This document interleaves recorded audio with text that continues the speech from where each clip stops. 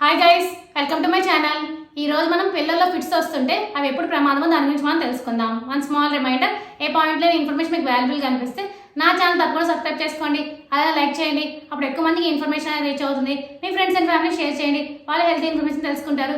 ఇంకా లేట్ అయితే మన టాపిక్లో వెళ్ళిపోదాం.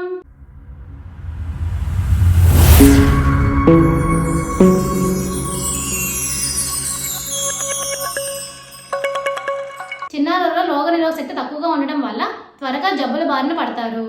అయితే వాతావరణం మారినప్పుడల్లా చిన్నారుల్లో జ్వరం ఎక్కువగా వస్తుంది. అయితే కొందరు పిల్లల్లో జ్వరం వచ్చినప్పుడు ఫిట్స్ వచ్చే అవకాశం ఉంటుంది.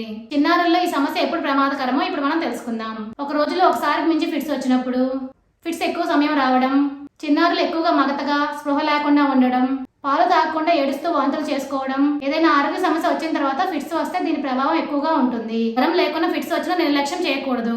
ఏ వయసు పిల్లల్లో అయినా ఫిట్స్ అనేది ప్రమాదకరమే. ఇప్పుడు అర్థమైంది కదా మీ అందరికీ పిల్లల్లో ఫిట్స్ అనేది ఎప్పుడు ప్రమాదకరం అనేది. For more videos please like, share, subscribe my channel. Thank you for watching my video.